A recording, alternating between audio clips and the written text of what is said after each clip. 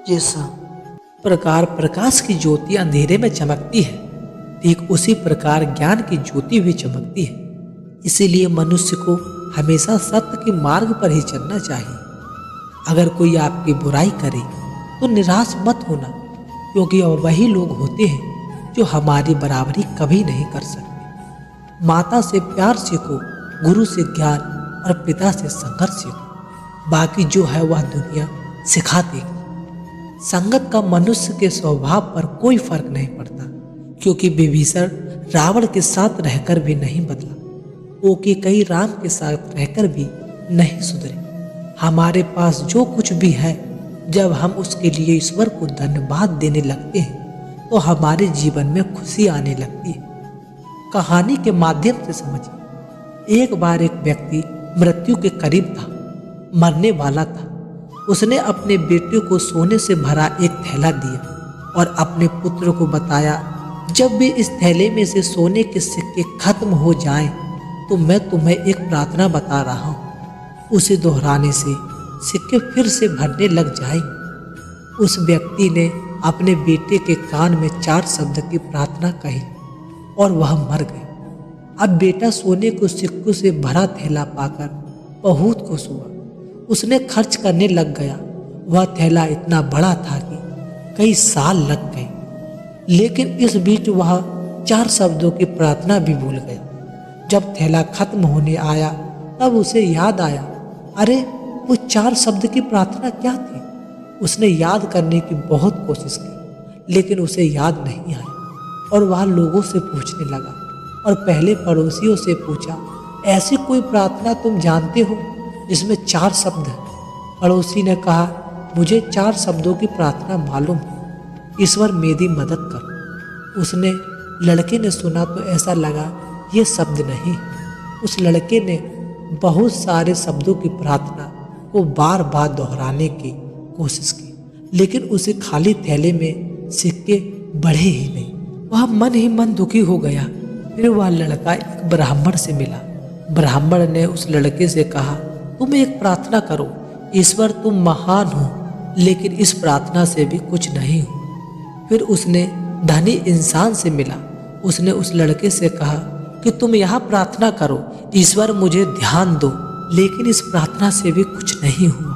वह उदास होकर अपने घर बैठ गया। तभी एक भिखारी उसके दरवाजे पर आया और उसने कहा, सुबह से कुछ खाया नहीं, खाने के लिए कुछ हो तो मुझे दे दो। उस लड़के ने बचा हुआ खाना भिखारी को दे दिया। उस भिखारी ने खाना खाकर भगवान से प्रार्थना की, हे ईश्वर आपका धन्यवाद। अचानक वो लड़का चौंक पड़ा। अरे यही तो वह शब्द थे। उस लड़के ने वह 4 शब्द दोहराने ही ईश्वर आपका धन्यवाद उसका खाली थैला सोने के सिक्कों से वापस भर गया। यह कहानी भी हमारी जिंदगी से जुड़ी है। जो खाली थैले हमारी जिंदगी में है और वो सोने के सिक्के से हमारी खुशियाँ हैं। जब तक हम हमारी सारी जिंदगी शिकायतें करते रहते हैं, परेशान होते रहते हैं, दुखी होते रहते हैं, तब तक हमारी जिंदगी में खाली थैले में वह खुशियाँ के सिक्का आते ही नहीं। लेकिन जब हम सारी शिकायतें भूलकर भगवान को धन्यवाद देते हैं, उनका शुक्रिया करते हैं, तो हमारी जिंदगी में भी खुशियों के सिक्के भर जाते हैं। एक बात हमेशा याद रखना, जो इंसान शिकायतों से भरा रहता है वो कभी सुख हमेशा नहीं हो सकता, और जो इंसान हमेशा भगवान को धन्यवाद के भाव से भरा रहता है वह इंसान आपको हमेशा खुश देखेगा। उस इंसान की जिंदगी में हमेशा खुशियाँ और शांति भरी रहती है। इसलिए हमें हर परिस्थिति में भगवान का धन्यवाद करते रहना चाहिए, जिसने भी जिंदगी हमारे जीवन में भी वो खुशियों से भरे सिक्के आ सके, हम सफल हो सके। हमें हमेशा श्री कृष्ण पर भरोसा रखना चाहिए, क्योंकि वह हर मुश्किल में, हर दुख में, हर हाल में आपका साथ कभी नहीं छोड़ेंगे।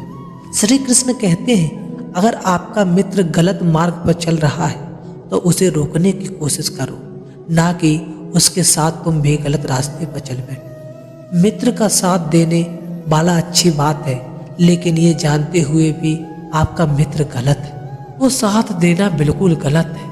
जिस तरह हम पुराने वस्त्र को त्याग कर नए वस्त्र पहनना शुरू कर देते हैं और पुराने वस्त्र के बारे में सोचते तक नहीं, उसी प्रकार से हमारी आत्मा के लिए हमारा शरीर भी कभी पुराने वस्त्र की तरह ही हो जाए और हमारे शरीर को त्याग कर एक दूसरे के शरीर में चला जाएगा। वैसे नए वस्त्र को धारण करने चला गया। जिस व्यक्ति को ईश्वर में श्रद्धा नहीं होती और जीवन में ज्ञान की भी कमी होती है, उस मनुष्य को कभी भी जीवन में आनंद और सफलता प्राप्त नहीं हो सकती। जब कोई समझदार व्यक्ति किसी संबंध को निभाना बंद कर देता है तो यह समझ लेना कि कहीं ना कहीं कभी ना कभी उसके आत्मसम्मान को ठेस अवश्य पहुंची है। हमें छोड़ के कोई अन्य व्यक्ति क्या कर रहा है, क्यों कर रहा है, कैसे कर रहा है, इस सभी बातों में हम खुद को जितना दूर रखेंगे उतना ही खुश रहेंगे और इतना ही नहीं, हमारे मन को भी शांति मिलेगी। श्री कृष्ण कहते हैं, आपके कर्म ही आपकी पहचान है, वरना इस दुनिया में एक ही नाम के तो हजारों इंसान हैं। प्रेम हमेशा माफी मांगना पसंद करता है, जबकि क्रोध और अहंकार हमेशा माफी सुनना पसंद करता है। इस दुनिया में केवल मनुष्य ही एक ऐसा प्राणी है जिसका जहर उसके दांतों में नहीं, उसके बातों में होता है। लोग आपके बारे में क्या सोचते हैं, अगर यही सोचेंगे तो लोग क्या सोचेंगे। लोग की इस बात से फर्क नहीं पड़ता कि आप खुश हो या नहीं, उन्हें फर्क बस उस बात से पड़ता है कि आप उन्हें खुश रखते हो या नहीं। जहाँ आपकी कदर ना हो वहाँ भी ना रुके, फिर चाहे वह किसी का घर हो या किसी का मन। ईमानदारी के रास्ते पर भीड़ बहुत कम होती है, क्योंकि इस रास्ते पर चलने के लिए बहुत ही ज़्यादा साहस की जरूरत पड़ती है। श्री कृष्ण कहते हैं, व्यक्ति जो चाहे बन सकता है यदि व्यक्ति अपने लक्ष्य पर चिंतित होकर लगातार काम करे। दुनिया के सामने जीतने वाला विजेता नहीं होता, बल्कि विजेता वो होता है जो यह जानता है कि रिश्ते में कब और कहाँ हार आना है। श्री कृष्ण कहते हैं, किसी भी मूर्ख व्यक्ति के सामने अपनी समझदारी का परिचय देना भी मूर्खता कहलाता है।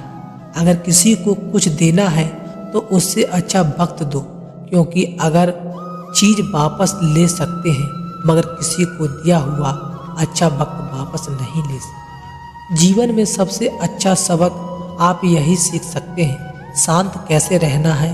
जिसका इंसान में कर्म के अच्छे होते हैं उसके जीवन में भी कभी अंधेरा नहीं होता। अगर आप जीवन में खुश रहना चाहते हैं तो दूसरे की बातों को दिल पे लगाना छोड़ दीजिए। कहते हैं, ईश्वर का आखिरी ठिकाना ईश्वर का घर है, तो कुछ अच्छा कर लो। यह मुसाफिर किसी के घर खाली हाथ नहीं जाता। भगवान से अगर कुछ मांगना है तो अपने माँ के सपने पूरे होने की दुआ मांगना। वो खुद ब खुद आसमान की ऊंचाइयां छू लोगे। उस मनुष्य की ताकत का कोई मुकाबला नहीं कर सकता जिसके पास शब्द की ताकत है। रास्ता सही होना चाहिए, क्योंकि कभी कभी मंजिल रास्ते में ही मिल जाती है। प्रभु के सामने जो झुकता है वह उसको अच्छा लगता है, लेकिन जो सबके सामने झुकता है वह प्रभु को भी अच्छा लगता है। यदि कड़ी मेहनत आपका हथियार है तो सफलता आपके गुलाम हो जाएगी। अगर बुरी आदत समय पर ना बदली जाए तो बुरी आदत समय बदल देता है। हमारी सबसे बड़ी कमजोरी हार मिलना निहित है। सफल होने का सबसे निश्चित तरीका हमेशा एक बार और प्रयास करना होता है। श्री कृष्ण कहते हैं, रख भरोसा खुद पे, क्यों ढूंढते हो फरिश्ते। पक्षियों के पास कहाँ होते हैं नक्शे, फिर भी ढूंढ लेते हैं अपने रास्ते। दोस्तों, आज बस इतना ही। मिलते हैं अगली वीडियो में। जय श्री कृष्ण।